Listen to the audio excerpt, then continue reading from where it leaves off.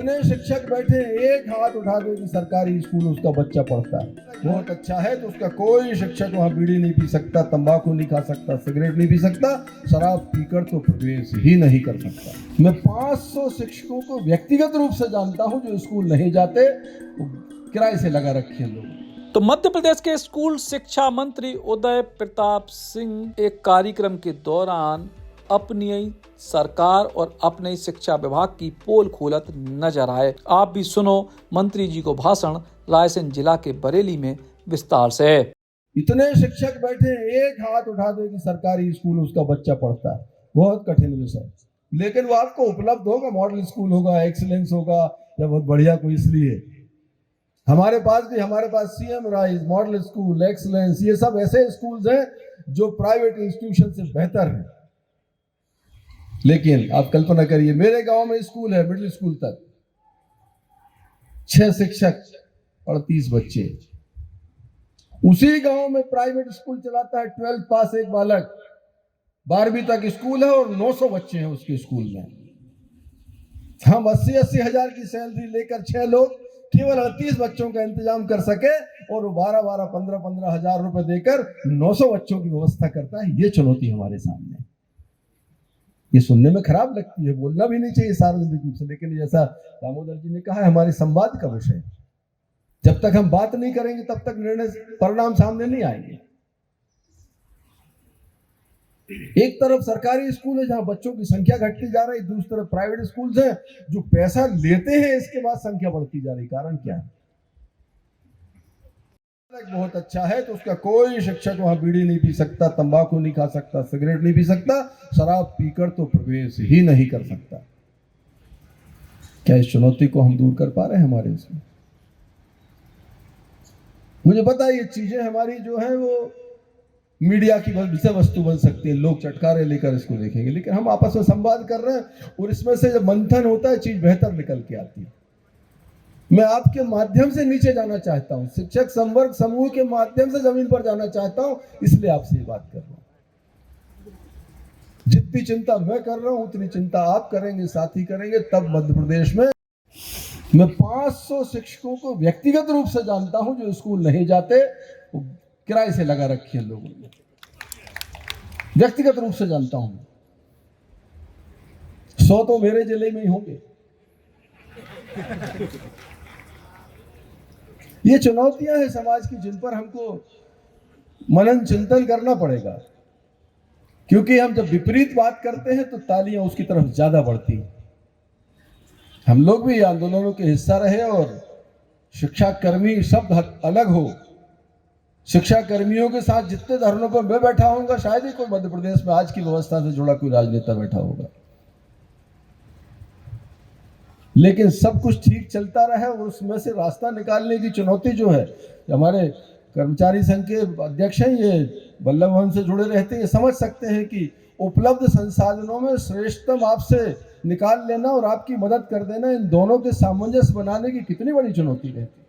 वो एक दिया है, अभी क्या बोलते हैं उसको, हर शिक्षक को टैबलेट दिया है, उस पर गूगल पे जाओगे आप, एनईपी टाइप करोगे, पूरी निकल आएगी, हार्ड कॉपी उसकी प्रिंट आउट निकलवा लो, सामने रख लो, हिंदी में भी है, इंग्लिश में भी है, तमिल, तेलुगु, आप जो भाषा उसमें डाल दोगे, पूरी नई शिक्षा नीति निकल के आ जाए। नई शिक्षा नीति पढ़ने से लागू नहीं हो सकती, नई शिक्षा नीति एक व्यवस्था है।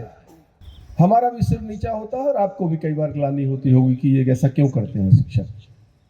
उन 10-12% लोगों को छोड़ दिया जाए तो उस चुनौती से 2-4 आप भी हो रहे हैं, मैं भी हो रहा हूं। जैसा श्रीवास्तव जी ने कहा, आदरणीय जैन साहब ने कहा कि वो सब चीजें मेरे जहन में है, आपके लिए वो करना चाहिए, होना भी चाहिए समय के साथ। हम चाहते हैं आपका वेतनमान मिले, हम चाहते हैं आपका अनुकंपा नियुक्ति का सिस्टम और बेहतर होना चाहिए, हम चाहते हैं छुट्टियों की व्यवस्था आपकी ठीक हो, हम चाहते हैं आपको समय से संसाधन मिले, समय से चीजें आपको मिले, लेकिन दूसरी तरफ चुनौतियां भी रहती हैं। आप लोग भी दोहराते हैं, और जिन कार्यक्रमों में हम जाते हैं शिक्षकों के, वहां इस बात हमेशा बोली जाती है। मैं, अगर लोगों ने मुझे चुना, मैं गलतियां करूंगा, अपने पद के साथ न्याय नहीं करूंगा, मैं देश में प्रदेश में 5 वर्ष खराब करके जाऊंगा। लेकिन अगर शिक्षक अपने कर्तव्य से चूक गया तो पूरी एक पीढ़ी नष्ट करने का काम करता है। बड़ी चुनौती है और मुझे लगता है कि बहुत एक कठिन विषय को लेकर आप जीवन में आगे बढ़ रहे हैं। और जितना कठिन काम आप करते हो दुनिया में उतना कठिन काम कोई नहीं करता। स्वयं के बच्चे की चिंता तो मैं भी करता हूँ सुबह से शाम। अभी यहाँ बैठा था तो मैंने कहा बेटा कार्यक्रम से फ्री होकर मैं गाड़ी में बैठ के लगाऊंगा, वो प्राथमिकता के आधार पर उससे बात करूंगा। स्वयं के बच्चे की सब चिंता करते हैं, लेकिन अपने दायित्व के कारण दूसरे के बच्चे की चिंता करना, उसी भाव से करना जितनी स्वयं के बच्चे की करते हो, ये बड़ा काम है। ये पुण्य का काम केवल आप कर पाते हो। हालांकि मीडिया से बातचीत में मंत्री जी बोले कि शिक्षा व्यवस्था के भीतर बदलाव और परिणाम 5 साल के भीतर देखने को मिले हैं। दूसरे शिक्षक आ सकते हैं। मुझे लगता है ये व्यवस्था कार्रवाई से नहीं बदल सकती। ये आत्मचिंतन का विषय है। और शिक्षक एक ऐसा वर्ग है जो बड़ा अनुशासित वर्ग है और स्वाभाविक रूप से हर जगह लचील लागू होती है। राजनेता अच्छा राजनेता, बुरा राजनेता, ईमानदार राजनेता, भ्रष्ट राजनेता, ऐसे अच्छा शिक्षक और कमजोर शिक्षक।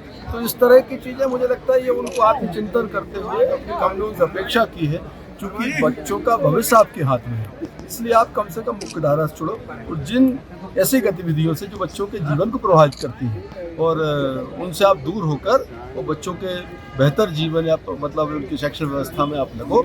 और ये मुझे लगता है समाज के हर वर्ग पर लागू होती है। मंत्री जी, आप शिक्षा मंत्री हैं और छात्र छात्राओं के जीवन में कई ऐसे पाठ्यक्रम में शामिल हैं जिनका कोई जीवन में उपयोग ही नहीं है। उस विषय में भी कोई काम करेगी सरकार? माननीय प्रधानमंत्री जी का हमें धन्यवाद देना चाहिए कि मैकाले की शिक्षण पद्धति को समाप्त करके नई शिक्षा नीति। अब मंत्री जी अगर शिक्षा व्यवस्था में ई प्रकार की बदहाली की बात कर रहे तो ई के लाने जिम्मेदारी की है, जो भी बड़ा सवाल है। Eklavya University Damoh will guide you towards a bright future. 28 acres of lush green campus, largest campus of Bundelkhand, experienced and dedicated faculty. 50 future-ready courses taught in 12 different schools, separate courts and ground for sport, fully equipped lab and workshop, safe and fully equipped separate hostel for girls.